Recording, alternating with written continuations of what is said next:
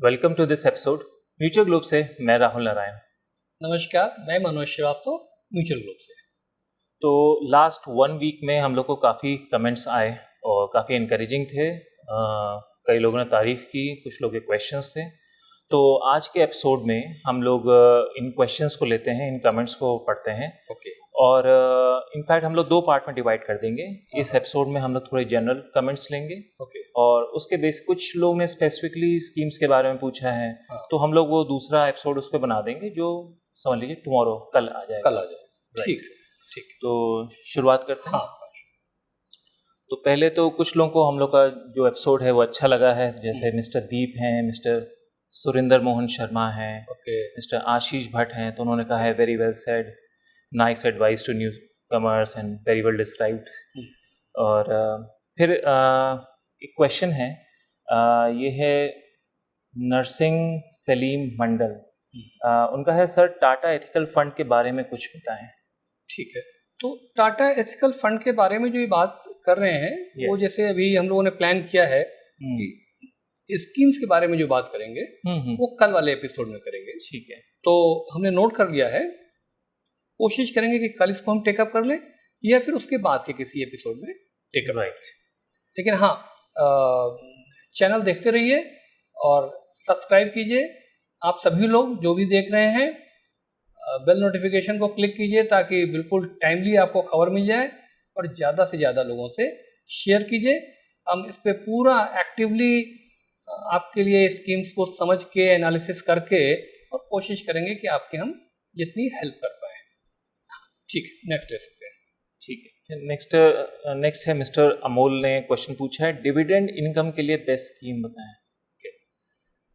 Dividend yield एक category है, तो उसकी जो अंडरलाइन थीम है वो डिविडेंड ही है। तो आप समझ सकते हैं कि भाई डिविडेंड जिसको लेना है, लेकिन उसको कोई बहुत हार्ड एंड फास्ट मत बनाइए, क्योंकि डिविडेंड यील्ड वाली कैटेगरी से आ रहा है। हाँ, फंड मैनेजर जो स्कीम्स का सिलेक्शन करता है वो ऐसे शेयर्स लेता है जिसमें डिविडेंड का रिकॉर्ड बेटर होता है।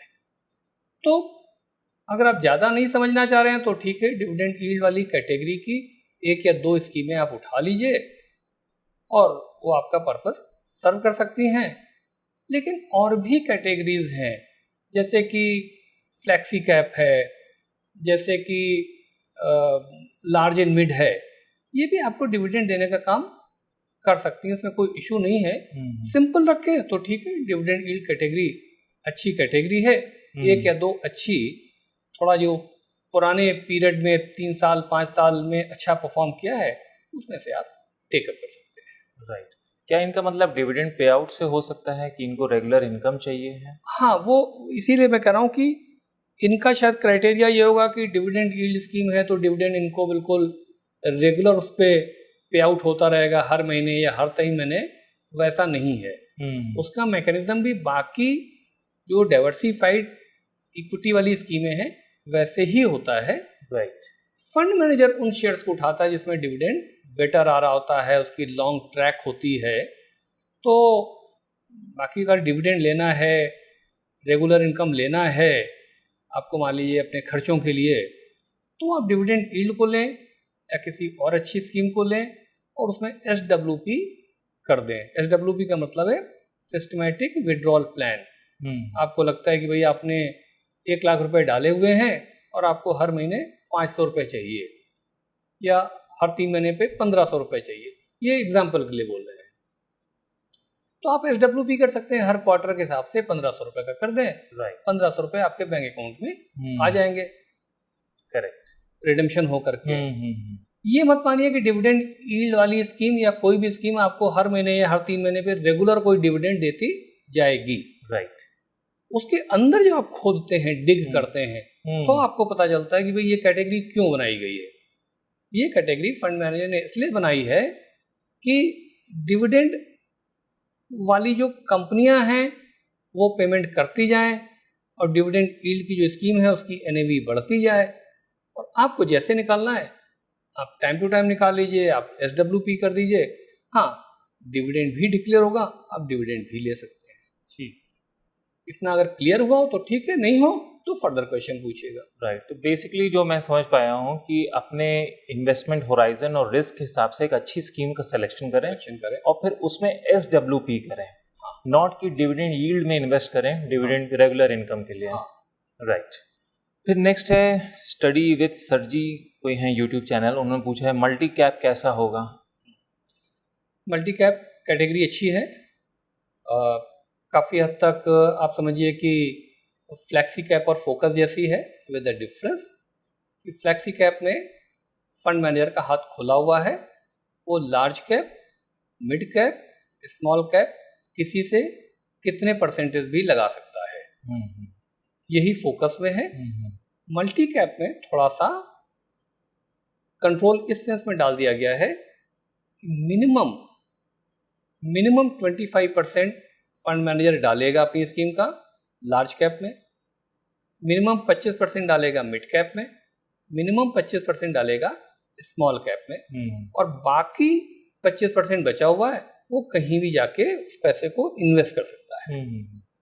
तो यहाँ बस ये ध्यान रखें कि मिनिमम आपका 25% स्मॉल कैप में जरूर जाएगा। तो अगर आप स्मॉल कैप से कंफर्टेबल हैं, आपकी एज उससे है कि आपके पास लंबा टाइम अभी है इन्वेस्ट करने का, स्मॉल कैप के फ्लक्चुएशन को आप बर्दाश्त कर सकते हैं, रिटर्न भी बनते हैं, तो आप इसमें जाएं, क्योंकि नेसेसरली 25% आपका स्मॉल कैप में जाएगा। राइट। अदरवाइज तो फ्लेक्सी जैसी है, लेकिन वहां बिल्कुल हाथ खुले हैं फंड मैनेजर के, यहाँ ब्लॉक कर दिए 25, अब बस 25 के लिए उसको फ्रीडम है। राइट, तो अगर इन्वेस्टर को है कि नहीं मुझे 25% डालना ही डालना है स्मॉल कैप में, तब तो मल्टी कैप कंसिडर करे, वरना अपने एडवाइजर से पूछे या खुद रिसर्च करे। ऐसा तो नहीं कि फ्लेक्सी कैप उसके लिए ज़्यादा रेलिवेंट स्कीम है। राइट, फिर नेक्स्ट क्वेश्चन है, ये ओल्ड फार्मर नाम से कोई चैनल है, मिस्टर राजू सिंह बिहार से हैं, कि मेरा नाम राजू सिंह है, बिहार का रहने वाला हूँ, 3000 की SIP चालू करना चाहता हूँ, काफ़ी दिन से डिसाइड करने की कोशिश कर रहे हैं, ये डिसाइड नहीं कर पा रहे हैं, क्या करेंगे? देखिए, इससे एक चीज़ तो हम लोग क्लियर करके चलते हैं कि हम किसी भी स्कीम का रिकमेंडेशन नहीं करते हैं। हम केवल चीज़ों को या तो डेटा को एनालाइज करते हैं या आपको एजुकेट करने की कोशिश करते हैं। हमको ये भी नहीं पता कि आपकी क्या एज है, क्या आपकी जिम्मेदारियां हैं, वो सब काम तो आप खुद करेंगे या आपका एडवाइज़र करेगा। जो समझ में आ रहा है कि आप 3000 रुपये की सिप शुरू करना चाहते हैं, पहला जवाब इंस्टेंट जरूर शुरू कीजिए। आप एनालिसिस बहुत दिन से कर रहे हैं, कर ली हो तो शुरू कर दीजिए। ये समझ में आ रहा है कि शायद अभी तक इन्होंने नहीं किया है, फर्स्ट टाइम है, तो फर्स्ट टाइम इन्वेस्टर के लिए मेरी सलाह होगी कि आप या तो इंडेक्स फंड देखिए निफ्टी 100 टाइप का, या लार्ज कैप देखिए। आप अभी मार्केट के सुनने कहने पे मत जाइए कि इस फंड ने 50% दे दिया, उस फंड ने 40% दे दिया। आप पहली बार जा रहे हैं तो या तो कोई अच्छा लार्ज कैप लीजिए, लार्ज कैप कैटेगरी की स्कीम लीजिए, या निफ्टी 100 की लीजिए, किसी अच्छे फंड की शुरू कीजिएगा। तो बिल्कुल ध्यान रखिएगा, चूंकि आप पहली बार जा रहे हैं, ये सिप के फॉर्म में ही हो और कम से कम 6 से 8 साल के लिए हो। आप परेशान नहीं होंगे, आपको पैसे भी बनेंगे। अगर इससे कम रखा और बहुत मार्केट के कहे सुने पे गए तो आप परेशान हो सकते हैं। और बाकी हमारा चैनल रेगुलर देखते रहिए, और कोई क्वेश्चन हो तो वो भेजते रहिए। अब एक नेगेटिव कमेंट भी है, उसको भी ले लेते हैं। कोई मिस्टर अजय सिंह हैं, तो ये कह रहे हैं SBI म्यूचुअल फंड गिर रहा है, तो हम क्यों रेकमेंड कर रहे हैं इसे? SBI म्यूचुअल फंड गिर रहा है। पहली बात तो आपने SBI म्यूचुअल फंड बोला। अब SBI म्यूचुअल फंड में तो बहुत सारी स्कीमें हैं, तो अगर आप स्कीम का नाम लिखते तो शायद हम ज़्यादा बेहतर आपको क्लियर कर पाते। आप कह रहे हैं गिर रहा है, गिर रहा होगा क्योंकि स्कीम का नाम लिखा नहीं है, लेकिन उसमें कॉन्सेप्ट वाइज आपको क्लियर कर दें। हमने एपिसोड 50 में भी डिस्कस किया था, अभी फिर बहुत जल्दी इस पर एपिसोड लाएंगे। आपने देख लिया था 2008 के क्रैश हुआ था, मार्केट यूं गया 40%, अगर मुझे सही याद आ रहा है, फिर वापस आ गया। उसके बाद कोरोना का टाइम देखा हमने, उसके बाद अभी रशिया यूक्रेन वॉर देखा हमने, अभी ट्रम्प साहब आ गए थे। अब ट्रम्प साहब वाला तो देखिए ना, आज हम लोग जब शूट कर रहे हैं, पिछले 3 महीने में लग रहा था पता नहीं क्या हो जाएगा, हम लोग तो कॉन्फिडेंट थे कुछ नहीं होगा, चलता रहेगा। अभी देखिए आप, ये जो हमारा पाकिस्तान के साथ में टेंशन हो गया बॉर्डर पे, दूर हो गया, ये सब चलता रहेगा। इसको आप, हम या ये सब कंट्रोल नहीं कर सकते हैं। आप सिप को लंबे समय तक चलाते रहिए, आपको एक रिजनेबल रिटर्न बनने चाहिए। इसलिए और आप स्कीम का नाम स्पेसिफिक लिखेंगे तो जैसा आप देखते हैं कि हम बहुत डिटेल में एनालिसिस करते हैं, तो शायद हम आपको और अच्छा क्लियर कर पाएंगे। लेकिन सवाल पूछते रहिए। अगर आपको कुछ थोड़ा किसी वजह से लगता है कि कहीं कंफ्यूजन है, तो वेलकम है आपका, बिल्कुल वेलकम है। किसी को जवाब ना दे पाऊँ, लेट दे पाऊँ, उसके लिए माफ़ी दीजिए, बाकी सवाल पूछते रहिए। जी राइट।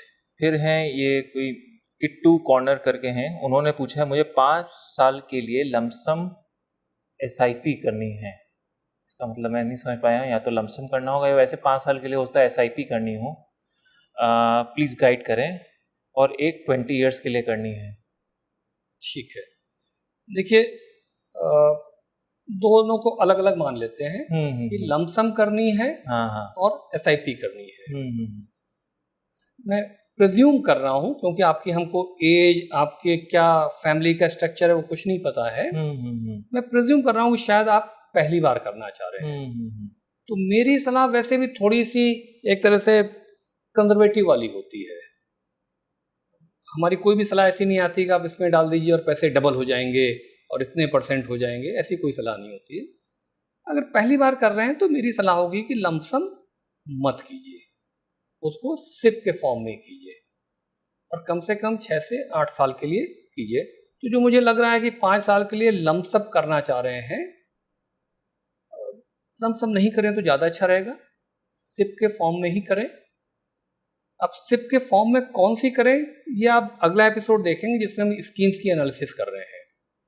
हाँ, अब आप कहते हैं सर मेरे पास पैसा आ ही गया, मेरे पास रखा हुआ पैसा, तो मैं क्या करूं, उस पैसे को क्या मैं बैंक FD में डाल दूं? तो वहां पे एक तरीका आप निकाल सकते हैं, और ये आंसर आपको ना क्लियर हो तो फिर क्वेश्चन पूछिएगा। आप पैसे को लीजिए और आज की डेट में लॉन्ग टर्म डेट फंड या लॉन्ग टर्म का जो गिल्ड फंड है उसमें डाल दीजिए।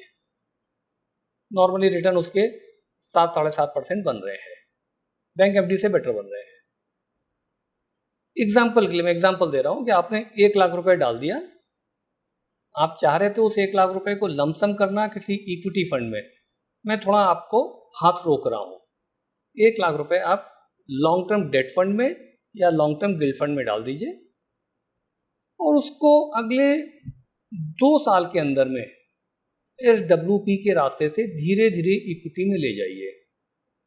अभी आर्बिट्रेरी है, कोई फॉर्मूला नहीं है, बट 2 साल का मतलब 24 महीने हो गए, मैं 25 मान लेता हूँ। तो आपने 1 लाख रुपए डाल दिए, 1 लाख रुपए को 25 से डिवाइड कीजिए, 4,000 रुपये हुए। हर महीने 4,000 को SIP SWP कर दीजिए, तो आपकी रिस्क स्प्रेड हो गई। क्योंकि 3 महीने पहले ट्रम्प साहब ने क्या कहा था, आज क्या कहा है, आज वो कतर में क्या बोलने जा रहे हैं, हमको आपको किसी को नहीं पता है। मार्केट थोड़ा टर्मोइल का है, इसमें कोई दो राय नहीं है, तो जरा रिस्क को स्प्रेड कर लीजिए। ये बात हुई लमसम के लिए। 20 साल तो बहुत बढ़िया पीरियड है, 20 साल आपको बिल्कुल करना चाहिए, रिटर्न बनते भी हैं। किन स्कीमों में करें, आप अगली एपिसोड को जरूर देखें, आपको काफ़ी उससे इनपुट मिलेगा। और अभी तक सब्सक्राइब नहीं किया हो तो सब्सक्राइब जरूर कर लें, शेयर जरूर कर लें अपने फ्रेंड्स से, बेल नोटिफिकेशन भी दबा दें ताकि अगला एपिसोड जैसे ही आए तो फौरन आपको इंटीमेशन मिल जाए। अब फिर से कुछ हमारे जो नेगेटिव कमेंट्स आए या जो रिस्पॉन्स आया उस वीडियो का, जिसमें हम लोगों ने बताया था कि कैसे 10,000 की SIP से 20 करोड़ कमा सकते हैं, ये बना सकते हैं उसे। तो कई लोगों का ये कमेंट था कि 90s में 10,000 बहुत बड़ा अमाउंट था, तो उस समय कौन ये SIP कर सकता था, और इतने लंबे समय तक कौन इतनी SIP करता है। तो इसमें कोई इंद्रनील हैं, अखिलेश, मिस्टर अखिलेश कुमार हैं और मिस्टर दीपक हैं, जिनके ये कमेंट्स थे।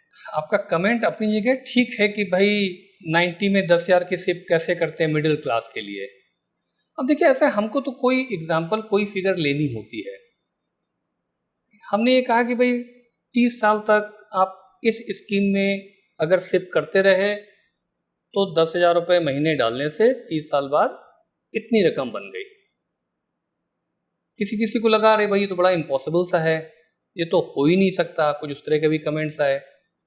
तो हमने उनको भी बोला और आपको भी बोल रहे हैं, आप HDFC म्यूचुअल फंड की साइट पे चले जाइए, उनकी फैक्ट शीट को डाउनलोड कर लीजिए और जाकर के HDFC फ्लैक्सी कैप को स्टडी कर लीजिए, तो फैक्चुअली वो करेक्ट है।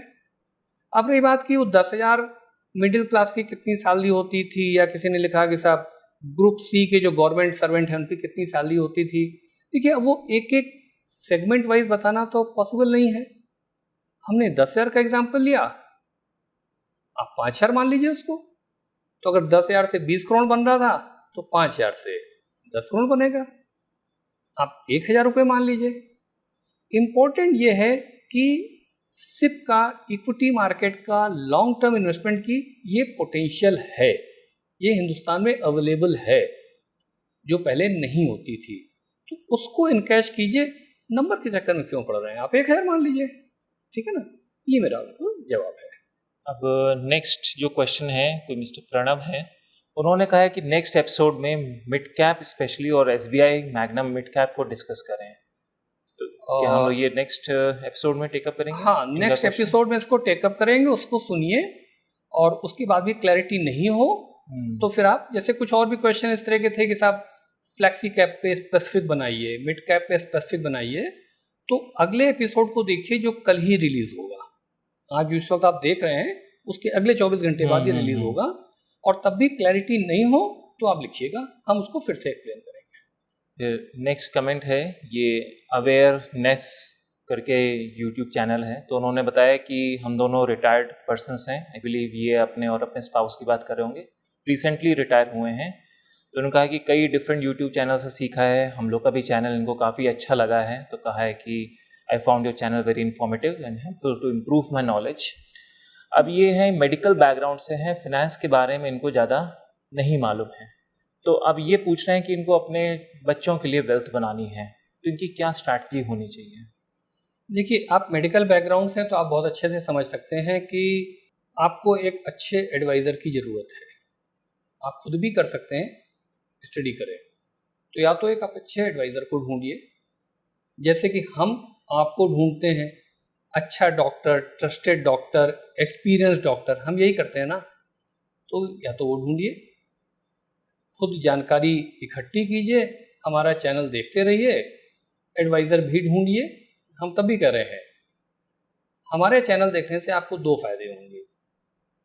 एक तो आपकी समझ बढ़ेगी, आपका कन्विक्शन बढ़ेगा, और दूसरा ये है कि जब आप अपने एडवाइज़र से भी बात करेंगे तो आप भी वेल इन्फॉर्म्ड होंगे, तो आपका एडवाइज़र भी आपको, वैसे तो सही एडवाइस करना ही चाहिए, लेकिन अगर कहीं पे थोड़ा बहुत ऊपर नीचे हो रहेगा तो आप खुद भी क्रॉस क्वेश्चन कर सकते हैं।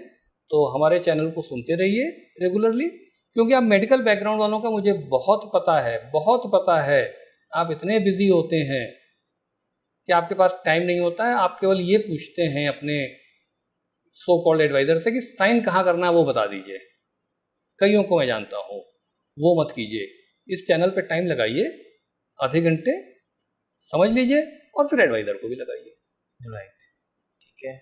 उसके बाद अगेन कई लोगों के कमेंट्स इसी तरह के सिमिलर थे, अच्छी इन्फॉर्मेशन मिल रही है और हेल्पफुल है उनकी नॉलेज इंक्रीज करने के लिए। एक ने स्पेसिफिक, कुछ लोग हम लोग को अपनी पोर्टफोलियो भेज रहे हैं, जिसमें जैसे एक है मिस्टर विवेक गोयनका, उन्होंने अपनी 8 to 10 स्कीम्स जो हैं उनके डिटेल्स भेजे हैं, और ये पूछ रहे हैं कि उसमें कंटिन्यू करें, SIP स्टॉप करें, या किसी में SIP का अमाउंट इंक्रीज़ करें।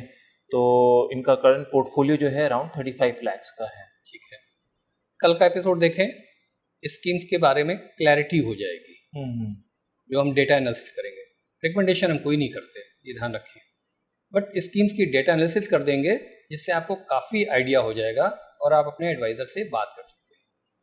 कितनी अमाउंट करें, ये अगेन आपको और आपके एडवाइज़र के बीच में वर्किंग करनी है, क्योंकि मुझे नहीं पता कि आपके बच्चों की एज क्या है, आपके बच्चों के लिए शादी का ड्यूरेशन कितने साल बाद पड़ रहा है, पढ़ाई का क्या पड़ रहा है, ये एक डिटेल एक्सरसाइज खुद भी कर सकते हैं, किसी की मदद भी आप ले सकते हैं।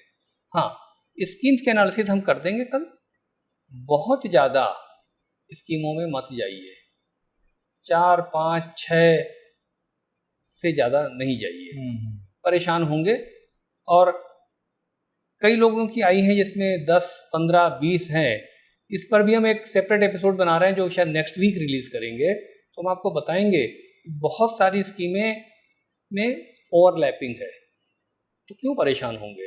राइट, वो कल नहीं आएगा, वो अगले हफ्ते आएगा, हम इंटीमेट कर देंगे। यस, बट 2 मिनट में बता दे कि एग्जैक्टली क्या उसका प्रेमाइस होगा उस एपिसोड का, क्योंकि वो बड़ा इंपॉर्टेंट एपिसोड होगा। हाँ, लोगों को लगता है कि वो 10 स्कीम्स में इन्वेस्ट करके उन्होंने काफ़ी डाइवर्सिफाई कर लिया, बट शायद वो मिसनोमर है, ऐसा नहीं है। इस पे तुम थोड़ा सा अगर लाइट डालो, क्योंकि हाँ, हमारी और तुम्हारी नॉलेज तो बराबर ही है, इसलिए। राइट, तो उस क्योंकि हम लोग जो इन्वेस्ट करते हैं स्कीम्स में, वो आगे शेयर्स में इन्वेस्ट करते हैं। तो अगर 2 स्कीम्स हैं, लेट्स से एक HDFC SBI है, तो मुझे लगेगा कि मैंने डाइवर्सिफाई कर लिया, कोई भी कैटेगरी है। बट अगर दोनों स्कीम्स ने रफली सेम ही शेयर्स लिए हुए हैं और रफली सेम ही प्रपोर्शन में हैं, तो एक्चुअल डाइवर्सिफिकेशन वो नहीं हुआ। तो इसी कॉन्सेप्ट को उस एपिसोड में हम लोग काफ़ी एक्सपैंड करेंगे। एक हम लोग लेट्स से एक मॉडल पोर्टफोलियो जैसा ले लेंगे एग्जाम्पल के लिए, और फिर देखेंगे एक्चुअली में कितना डाइवर्सिफाइड है, और अगर डाइवर्सिफाई करना हो तो क्या स्ट्रैटेजी होनी चाहिए। तो वो एक इम्पॉर्टेंट एपिसोड रहेगा, तो नेक्स्ट वीक के लिए भी लोग उसको ज़रूर ट्यून रहें और वो समझें, इम्पॉर्टेंट कॉन्सेप्ट है। हाँ, क्योंकि जैसे तुमने किया, मैं उसको अगर सप्लीमेंट कर दूँ, आपने एग्जाम्पल के लिए नाम दे रहा हूँ, आपने HDFC, ICICI, SBI, बिरला के लार्ज कैप में लगा दिया, आपके हिसाब से डाइवर्सिफिकेशन हो गया, हमारे हिसाब से नहीं हुआ। क्यों नहीं हुआ वो हम आपको बताएंगे। डाइवर्सिफिकेशन कीजिए, कुछ लार्ज कैप, कुछ मिड कैप, कुछ फ्लेक्सी कैप, ये डाइवर्सिफिकेशन होगा। उसमें भी फिर एक फंड की अच्छी वाली लार्ज कैप उठाइए, दूसरे फंड की अच्छी वाली फ्लेक्सी उठाइए, तीसरे फंड की अच्छी वाली मिड कैप उठाइए। अब यहाँ पे क्या डाइवर्सिफिकेशन हो रहा है, यहाँ पे आपको फंड मैनेजर के टैलेंट का, उसके स्टडी का भी डाइवर्सिफिकेशन हो रहा है। तो डाइवर्सिफिकेशन पे हम जो नेक्स्ट वीक करेंगे बहुत इंटरेस्टिंग होगा, जरूर सुनिएगा ध्यान रख करके। और ये अभी फिलहाल इसका जवाब हो रहा है। फिर एक हम लोग को कमेंट आया था, S Bhusari, best plan for SIP for next 10 years। कल काफी हद तक इनको इसी तरह के क्वेश्चन थे। SIP plan guidance for 5000 rupees SIP। ठीक एक मिस्टर अर्जुन पाटिल हैं, वो फादर के लिए ELSS और SIP देख रहे हैं। और फिर एक मिस्टर राजीव नागर हैं, उन्होंने guidance for investment for 10 years। और एक हैं जिन्होंने मिस्टर नवनीत सिंह, उन्होंने रिटायरमेंट प्लानिंग के लिए डिटेल्स मांगे हैं। तो आई बिलीव हम लोग ये नेक्स्ट एपिसोड में, नेक्स्ट एपिसोड जो कि कल ही रिलीज होगा, ध्यान दें। और कल क्या होगा आप देखेंगे, अभी स्क्रीनशॉट एक 5-7 सेकंड के लिए आएगा, आ गया है मतलब।